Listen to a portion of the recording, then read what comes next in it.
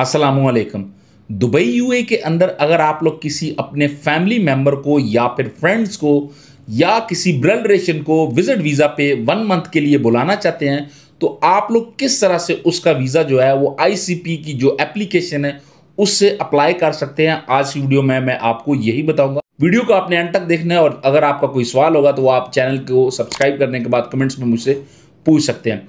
सबसे पहले बात तो ये है कि बहुत से पाकिस्तानी हजरात ऐसे थे जो कि यूएई में जब आते थे तो वो बहुत ज़्यादा ओवरस्टे हो जाते थे। तो इसी चीज़ को मद्देनज़र रखते हुए यूए गवर्नमेंट ने अब ये फैसला किया है कि अब ये जो बेसिकली एजेंट का सिस्टम है इसको ऑलरेडी जो है वो यूए गवर्नमेंट ख़त्म करने जा रही है ऑलमोस्ट जो है। तो उसके अकॉर्डिंग अब फिर क्या सीन जो नया मुतारफ सिस्टम किया गया वो बेसिकली आईसीपी की ये जो एप्लीकेशंस है इस पे ये एक नया सिस्टम लेके आई है। वो ये है कि कोई भी बंदा अगर यूए के अंदर मौजूद है और उस एक अच्छी वो सैलरी रखता है जो कि आप कह लें कि 3000 दिरहम या 4000 दिरहम रखता है तो वो अपने किसी ब्लड रिलेशन पर्सन को यहाँ पे बुला सकता है, अपनी किसी फैमिली मेम्बर को बुला सकता है, अपनी वाइफ को या अपने बच्चों को बुला सकता है या अपने ब्रदर को बुला सकता है या किसी ऐसे फ्रेंड को बुला सकता है जिसको वो बुलाना चाहे। तो उसके लिए क्या होगा कि वो आईसीपी की जो एप्लीकेशंस है उसमें ऑब्वियसली उसने लॉगिन किया होगा तो आईसीपी की जो एप्लीकेशन है वहाँ पे वो जाएगा। वहाँ पे जो पब्लिक सर्विसेज है उसमें जब वो जाएगा तो वीज़ा की कैटेगरीज आ जाएगी। जब वो वीज़ा की कैटेगरीज को सिलेक्ट करेगा तो वहाँ पे जो है वो 1 मंथ और 2 मंथ के वीज़ा की कैटेगरी जो है वो मेंशन होगी। तो आपने सिंपली क्या करना है कि अगर आप 1 मंथ के लिए बुलाना चाहते हैं किसी भी फैमिली पर्सन को तो आपने 1 मंथ पे जो है वो सिलेक्ट कर लेना है और उस पर फिर जो है वो जिस बंदे को आप लोग बुला रहे हैं उसकी वो डिटेल आप जो है आपसे जो है वो मांगेगा। ये डिटेल मांगने से पहले जो है अगर जब आप लोग आईसीपी की जो एप्लीकेशन है उसमें लॉगिन जब करेंगे तो आपकी सारी डिटेल जो है वो ऑलरेडी जो कि मिनिस्ट्री के पास है वो चली जाए होगी ऑलरेडी जो है।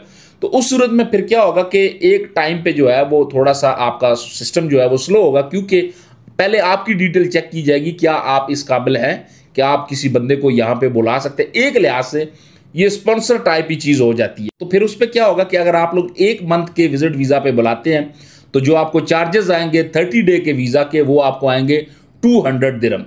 200 दिरहम पे जो है वो आप उस बंदे का वीजा अप्लाई कर सकते हैं। प्लस इसमें जो होगा वो 5% टैक्स होगा।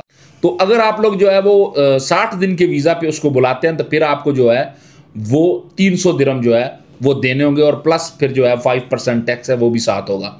इसमें जो है वो एक और भी चीज़ जो है वो भी आपसे ली जाएगी। वो क्या होगी कि आपका 1000 दिरहम जो है वो एज ए सिक्योरिटी के तौर पे जो है वो सिस्टम डिटेक्ट कर लेगा उसी टाइम जब आप लास्ट पे जाएंगे, जब अपने पर्सन को जिसको आपने बुलाना है उसकी जब पूरी डिटेल आप उसके डॉक्यूमेंट सबमिट करेंगे ना तो लास्ट पे जहाँ पे पेमेंट का सेक्टर आता है ना वहाँ पे जब आपने पेमेंट कार्ड से पे करनी है तो वहाँ पे आपका जो है वो एक लिहाज से अगर 1 मंथ का वीज़ा तो 200 दिरहम ये हो गए प्लस 5% टैक्स और प्लस 1000 दिरहम जो है वो एज ए सिक्योरिटी के तौर पे आपका रख लिया जाएगा और with in 4 to 5 working day के अंदर अंदर जो है वो आपको ईमेल के थ्रू वीज़ा आपको प्रोवाइड कर दिया जाएगा। और इसके साथ साथ एक आपको ट्रैकिंग नंबर इशू होगा जिस पे आप जो है वो थ्रू ईमेल जो है उस बंदे का वीज़ा का जो प्रोसेस होगा वो भी आप देखते रहेंगे कि उसका वीज़ा किस मराइल में है, वीज़ा निकलने में कितना टाइम है।